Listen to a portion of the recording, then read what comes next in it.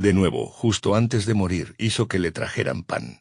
Bendijo el pan, lo partió y se lo dio a sus discípulos. Y la vida de San Francisco dice que recordó la comida sagrada que el Señor celebró con sus discípulos por última vez, conscientemente dándoles una última cena. De nuevo, hay algo muy interesante que le sucedió cuando recibió los estigmas, que son las marcas de las heridas de Cristo. 5 marcas en las manos, en el costado, en los pies, antes de recibir esto, lo cual en la Iglesia Católica se acepta como una señal real de un santo. Oró para que pudiera sufrir lo que Cristo sufrió en alma y cuerpo. Y cito, que yo pueda, en la medida de lo posible, sentir con todo mi ser ese amor ilimitado con el que tú ardías, oh Hijo de Dios, y que te hizo soportar tantos tormentos por nosotros, pecadores. Esta es una audacia que es inaudita en los verdaderos santos, que quieren tener el amor mismo de Dios, y quieren sufrir lo que Él sufrió sintiendo la carne. Esto no es un esfuerzo espiritual. Esto es una búsqueda de sensaciones corporales, y el gran orgullo que sentía al desear sentir los mismos sentimientos de Dios. Y puedes contrastar esto con cualquier. Cristo sí aparece a los santos. Apareció a San Serafín mientras servía como diácono en la iglesia, y San Serafín no oró, manifiéstate a mí, o hazme sentir lo que tú sentiste. Estaba orando en la iglesia, Cristo se le apareció, y ni siquiera quería hablar de ello. Y luego cuando Francisco recibió los estigmas, hubo una visión de un serafín con Cristo crucificado superpuesto a él, que vino a él y que te mostraremos en uno de sus iconos de esto. Emite rayos de sol y le da los estigmas. Y en ese momento, según su vida, Francisco se sintió totalmente transformado en Jesús, lo cual es blasfemia. Esa es la raíz de toda la espiritualidad católica. Esta dulzura de Jesús se está acercando, yo soy todo uno con él y él está conmigo. Todo esto es prelest. Y más tarde, claro está, sus discípulos lo llaman el nuevo Cristo. En una vida incluso dice que a Ignatius Brianchaninov le gusta citar, que cuando Francisco murió y fue elevado al cielo, Dios al verlo no sabía quién era mayor, Francisco o su propio hijo. Este tipo de santidad, espiritualidad, es ya mucho peor que el racionalismo de la escolástica, porque esto significa que puedes tener racionalistas enseñando en tus seminarios y aún ser una persona santa, aún aferrarte a la fuente de la espiritualidad. Pero cuando el estándar de la espiritualidad misma se convierte en esta cosa engañada, presuntuosa y llena de orgullo, entonces la raíz está completamente cerrada, y así es obviamente que este tipo de espiritualidad, y esto ya es 1200, el final del 11º, entrando en el 12º, incluso el 13º siglo, 100 años después del cisma, 150 años después, el concepto de espiritualidad es tan diferente del Oriente, que no hay más contacto posible. Esto es lo que llamamos una persona engañada. Este sería un ejemplo clásico de una persona que vive en prelest. Bueno, es obvio que esto estaba simplemente ligado a su. Aparentemente tenía un poder muy fuerte de imaginación. Y esto ni siquiera conocemos las leyes de todos estos tipos de cosas, pero está del lado de las propiedades corruptas. Tal vez no sea magia negra en sí misma, pero está muy ligada a todo ese reino más oscuro de lo psíquico, en el que pueden aparecer tumbas y todo tipo de cosas. Pero hay algo peor por venir. Los seguidores de Francisco son muy interesantes, porque en ellos surgen las conclusiones lógicas de este nuevo tipo de espiritualidad. Este nuevo tipo de santidad. Ven que hay algún tipo de nuevo, incluso lo llaman un nuevo Cristo, algún tipo de nuevo espíritu entra en el mundo, nueva espiritualidad. Y así es a uno de sus discípulos, Joaquín de Fiore, a quien aparece esto, en realidad por primera vez, el concepto de la venida de la tercera edad del Espíritu Santo, que es la base de todas las filosofías modernas de progreso, el milenarismo y la nueva era. Él mismo obtuvo esta revelación sobre esto, no fue pensándolo, fue en una visión. Este libro muy interesante sobre el significado en la historia da una filosofía de la historia, de varias personas desde la Edad Media hasta los tiempos modernos, y dice lo siguiente sobre esto. Fue un momento decisivo en la historia de la Iglesia cristiana cuando un abad italiano, un renombrado profeta y santo y hombre entrenado en la disciplina más austera de la orden cisterciense, después de arduos estudios y meditaciones en el desierto de sus montañas calabresas, recibió una inspiración en Pentecostés, entre 1190 y 1195. En realidad no era un verdadero discípulo de Francisco. Estaba al mismo tiempo, revelándole los signos de los tiempos a la luz de la revelación de San Juan. Dice, cuando desperté al amanecer tomé la revelación de San Juan. Allí de repente los ojos de mi espíritu fueron golpeados con la lucidez de la percepción. Y se me reveló el cumplimiento de este libro y la concordancia de los Antiguos y Nuevos Testamentos. Y por lo tanto tiene una interpretación completamente nueva de lo que es el significado de los Antiguos y Nuevos Testamentos. El esquema general de la interpretación discriminatoria de Joaquín se basa en la doctrina trinitaria. 3 dispensaciones diferentes ocurren en 3 épocas diferentes, en las que las 3 personas de la Trinidad se manifiestan sucesivamente. La primera es la dispensación del Padre, la segunda la del Hijo, la tercera la del Espíritu Santo. Esta última está comenzando ahora, es decir, hacia el final del siglo XII. Y está progresando hacia la libertad completa del Espíritu. Los judíos eran esclavos bajo la ley del Padre. Ese es el Antiguo Testamento. Los cristianos de la segunda época eran, aunque incompletamente espirituales y libres, es decir, en comparación con la legalidad moral de la primera dispensación. En la tercera época, las palabras proféticas de San Pablo se harán realidad, que ahora conocemos y profetizamos solo en parte, pero cuando venga lo perfecto. Lo que es en parte se acabará. Y Corintios capítulo 13 versículos 9 y 10.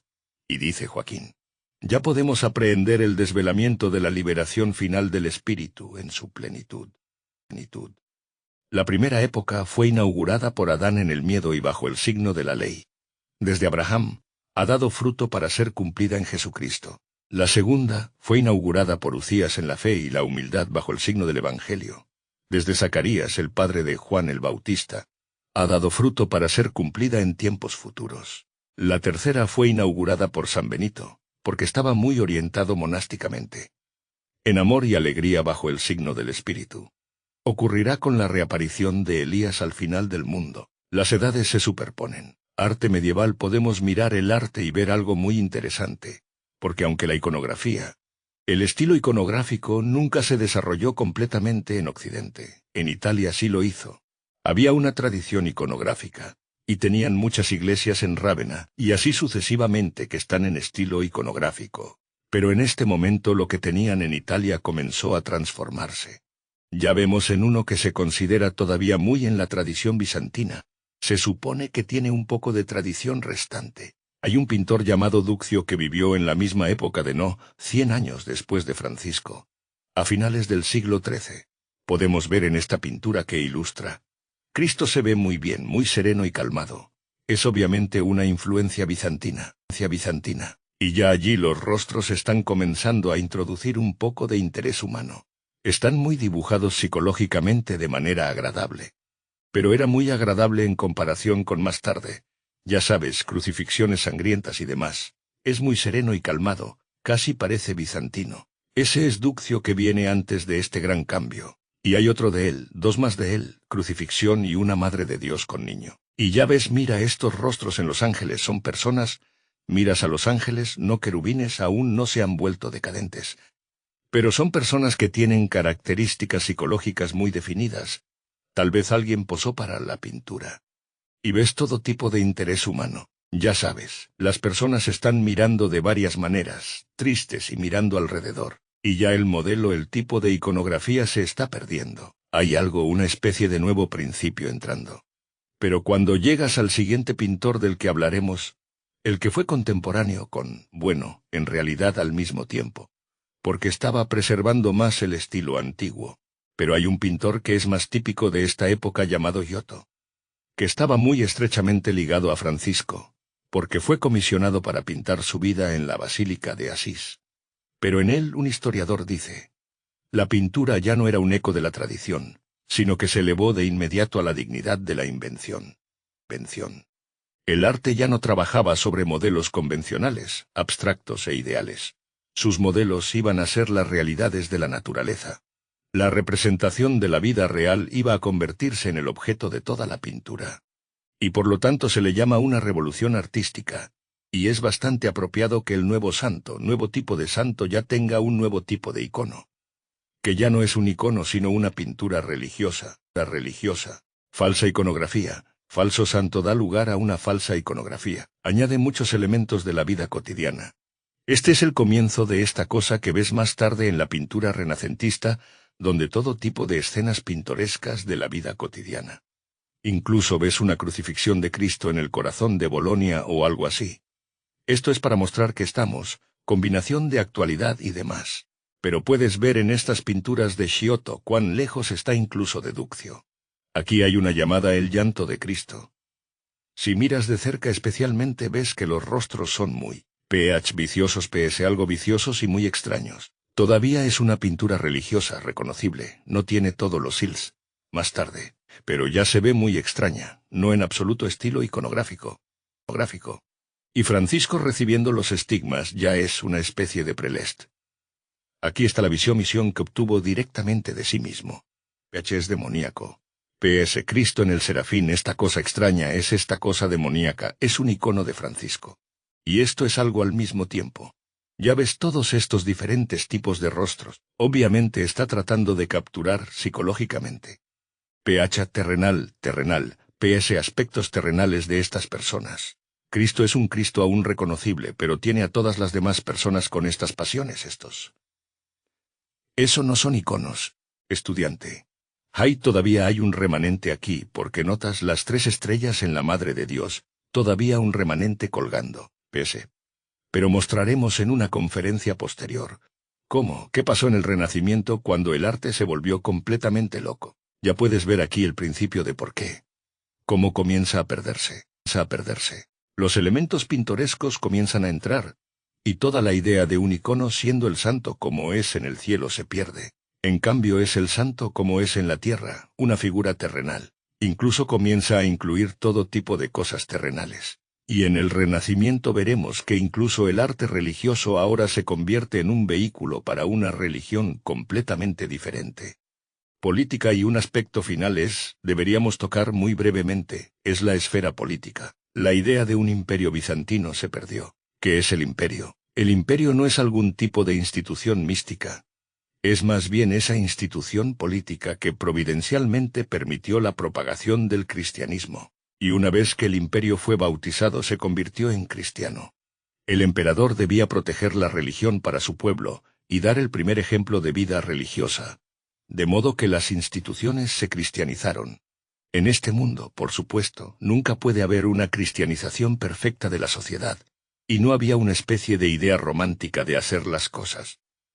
Ya sabes, una sociedad perfecta en la tierra, sino más bien que había un ideal celestial que todo en la tierra debía imitar. Pero este ideal se perdió totalmente en Occidente. Por supuesto, hubo las imitaciones políticas. Primero, en los años 800 hubo el imperio rival de Carlomagno, que fue conscientemente establecido como un rival. El Papa de hecho eligió a Carlomagno sobre Irene la Oriental, que estaba a favor de los iconos, y Carlomagno estaba en contra de los iconos. Y también favorecía el filioque. Ya vemos que esto es muy inestable, y este imperio dio lugar a lo que se llamó el Sacro Imperio Romano en Occidente. Y Kireyevsky señala, tenemos una Santa Rusia porque hay hombres santos en ella, llamada así por los hombres santos. Pero el Sacro Imperio Romano era santo en sí mismo, porque no en hombres santos, emperadores santos o hombres santos en él.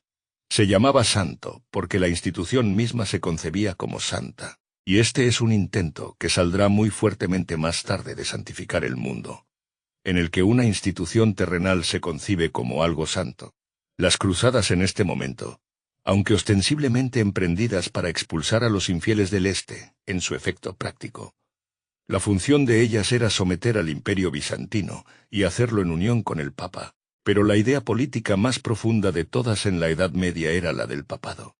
De hecho, la monarquía universal del Papa, como si del período justo antes del cisma en algún lugar del siglo VIII al X, hay este documento falso, la donación de Constantino, en el que Constantino supuestamente dio la autoridad temporal al Papa. Y como resultado de esto, los papas, probablemente el documento surgió. Se hizo como resultado de ver que el Papa ya se estaba convirtiendo en una figura política.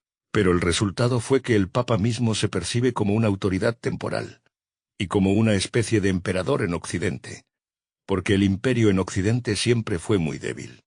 Y en la principal autoridad política es en realidad el Papa. Y incluso tenemos las teorías de los pensadores medievales de que toda la tierra en el mundo pertenece al Papa. Solo se la da a la gente como en el sistema feudal. En realidad, teóricamente él posee el mundo, la tierra, no solo la parte espiritual. El clímax de este tipo de punto de vista es en el año jubilar de 1300. Están teniendo un año jubilar ahora, 1975, también en Roma. Bien en Roma. En 1300 hubo un año jubilar con el Papa Bonifacio Biazzi, que se sentó en el trono de Constantino, se vistió con espada, corona y cetro y gritó en voz alta: «Yo soy César, yo soy emperador». Esto no es un accidente, porque es una indicación de algo extremadamente profundo en todo el pensamiento moderno, que es la búsqueda de un monarca universal, que es el anticristo. Como conclusión podemos decir que este espíritu que vimos en la pintura, la política, la teología, la filosofía y la espiritualidad es un espíritu de este mundo de engaño. Prelest. Del comienzo de todas esas cosas que encontramos tan extrañas en los santos occidentales, los llamados santos post-cisma. Estas fantasías ociosas, dulzuras y todo tipo de dulces, ya sabes, sentimientos, imaginaciones, ph terrenales ps, que pertenecen a la tierra, en las que la imaginación religiosa borda sobre intereses terrenales. Y estos hacen la separación entre, o el alejamiento entre Oriente y Occidente comenzando ya en la época de Focio y Carlomagno. Como llegamos ahora a la separación final, y simplemente no podemos volver y unirnos a esa iglesia, a menos que esa iglesia vaya a limpiarse desesperadamente. ¿Y cómo puede limpiarse cuando estas cosas se vuelven muy profundas en su misma mentalidad y la idea de lo que es un santo? En este amanecer de la historia moderna, el siglo XIII, todas las semillas de la mentalidad moderna están presentes, y la historia moderna sigue lógicamente de estas semillas.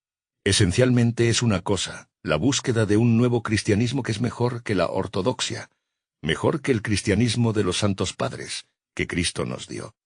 Más tarde esto tomará formas que pasan por el ateísmo y todo tipo de creencias salvajes. Pero esencialmente la búsqueda sigue siendo la misma. Y al final el mundo será cristiano, porque es el anticristo quien les da una nueva religión, que no es algo ajeno al cristianismo. No será una especie de paganismo, será algo que todos aceptarán como cristianismo, pero será anticristiano, un sustituto del cristianismo que niega la esencia misma del cristianismo. Y es por eso que la historia principal de la rebelión contra Cristo no es menos que la apostasía de la que habla San Pablo. No es por medio de la persecución como fue al principio, sino por medio de tomar el cristianismo y cambiarlo para que ya no sea cristiano. Y esto es lo que podemos llamar el despliegue del misterio de la iniquidad, en preparación para el anticristo. Más tarde veremos algunos de estos temas principales y centrales de toda la historia moderna, algunos de los cuales no aparecen demasiado evidentes en algunas épocas. Uno es este esfuerzo por la monarquía mundial, el gobernante mundial, ligado a la idea del papado. Otro es la idea de la santificación del mundo, la divinización del mundo. Esa es la idea del milenarismo, que este mundo alcanza una importancia que es espiritual, Sacro Imperio Romano. Y el tercero y más obvio es que el hombre reemplaza a Dios como el criterio de la verdad, su sentimiento, su lógica. El hombre reemplaza a Dios como el criterio de la verdad. Más adelante veremos hasta qué límite extremo llega esto en el Renacimiento y más tarde en toda una religión del hombre. Pero ya en estas primeras épocas, el hombre se pone por encima de la tradición, por encima de lo divino. Y Francisco se coloca incluso junto a Cristo, se transforma en Cristo. Todo esto es la preparación para la próxima conferencia en la que examinaremos lo que sucedió en el Renacimiento y la Reforma cuando, en oposición a este siglo XIII, que es considerado por los humanistas católicos de hoy como el pico, realmente la cúspide del cristianismo en Occidente, y el Renacimiento y la Reforma como un alejamiento de eso. Nosotros vemos el Renacimiento y la Reforma como una continuación lógica de la misma apostasía, que fue iniciada por toda esta nueva espiritualidad del siglo XIII.